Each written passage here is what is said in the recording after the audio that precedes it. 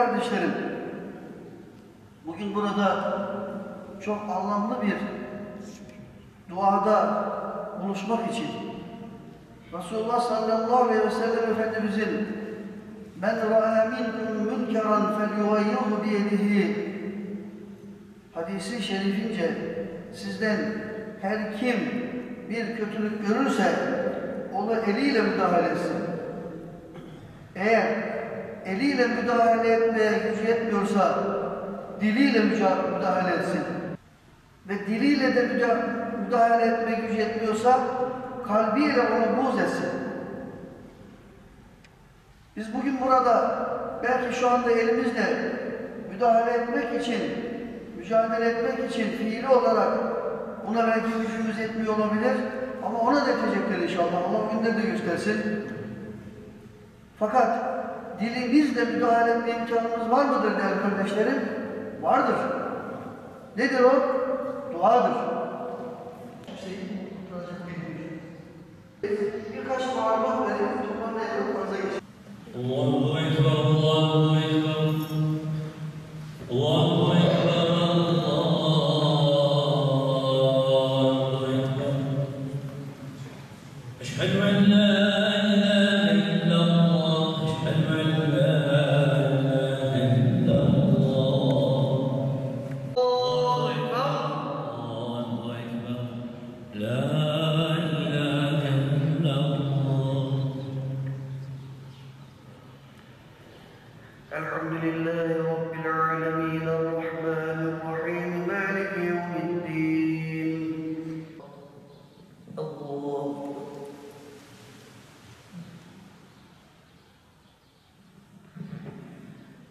Semi'allahu limen hamidah.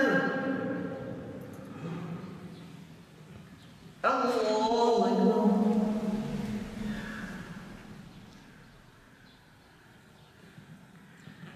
Allahu Ekber.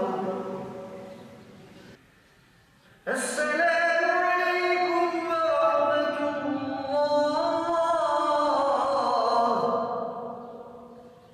Esselamu aleyküm ve rahmetullah. Bismillahirrahmanirrahim.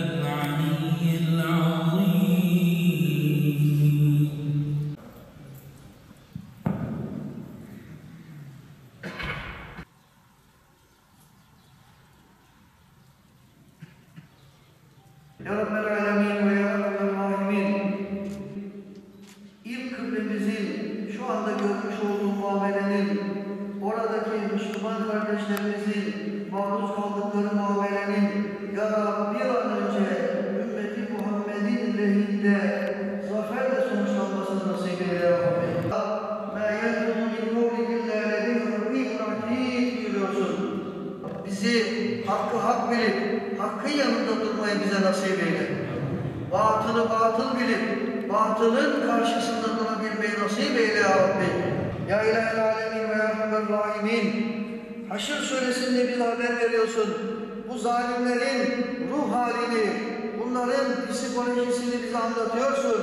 Ya Rab, tahsebuhum cemi'an ve kulubum şette.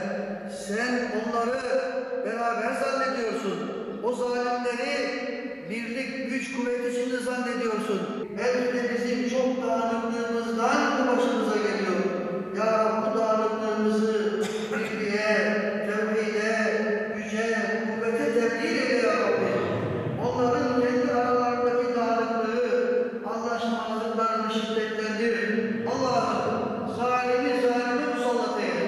Geride kalmış olan aile efradını, her birinin aile efradına sabr-ı cemil, metanetler ihsan eyle Ya Rabbi.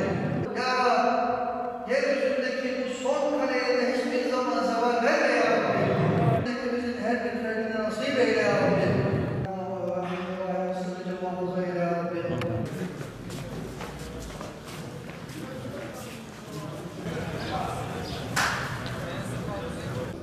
İsrail'in ve yandaşlarının Filistin'de Mescid-i Aksa'yı bizzat işgal etmek şartıyla İslam ümmetine büyük bir darbe vurmak istediler.